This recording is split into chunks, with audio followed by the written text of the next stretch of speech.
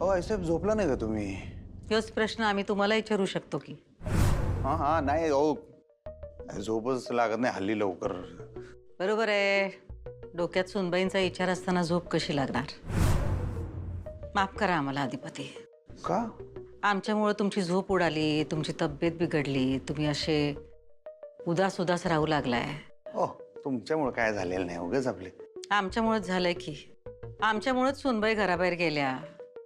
सगळ्याला आम्हालाच जबाबदार धरलं जात आहे. तुमचा काय दोष? एक मिनिट, तुम्हाला कोण जबाबदार धरतंय? जाऊ द्या हो, आता आम्हाला सवय झाली आहे सगळ्याची. तुम्हाला कोण काय बोललं काय? नाही नाही खरं सांगा.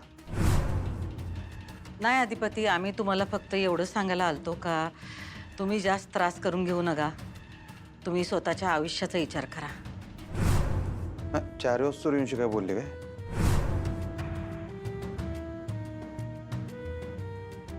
ठीक आहे, तुम्ही ग बसलाय म्हणजे तो माणूसच काहीतरी बोललाय 100%. जाऊ द्या अधिपती, एवढा काय मोठा विषय नाही तो. असं कसं मोठा विषय नाही? ते तोंडाला येईल ते तुम्हाला बोलणार, हे खपून नाही घेतलं जाणार या घरात म्हणावं. आता आलते मला अक्कल शिकवायला, सांगितलं बरोबर त्यासनी. नका बोलू त्यासनी काही, तुमचे वडील आहेत ते. काय नाही दिखावा करतात ते, काळजी दाखवायचा. खोटी काळजी आहे ती सगळी, मला बरोबर कळतंय. आणि नको वाटतंय मला तो खोटेपणा. सांगितलं मी त्यासनी, म्हणलं आमच्यात पडू नका तुम्ही, आम्ही तुमच्यात पडायला येतो का? आमच्या संसारात काय बघायचं ते आमचं आम्ही बघू, आमचं आम्ही ठरवू म्हणलं. मग काय ठरवलंय तुम्ही तुमच्या संसाराचं? म्हणजे किती दिवस असं धरून ठेवणार? किती दिवस असं स्वतःला त्रास करून घेणार तुम्ही?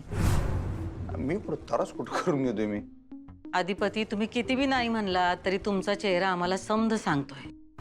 जाऊ दे, हे विषयच जाऊ दे आता आहे सर. आता एक काय ते ठरवा तुम्ही. कशाचं? सुनबाईंचा विषय तुम्हाला पाहिजे आहे का नगय? किती दिवस असं गुरफटत राहणार? हा, आयुष्यात पुढे गेलं पाहिजे का नाही? खरं सांग काय, मी आता एकटा नाही पुढे जाऊ शकत आयुष्यात आहे सर.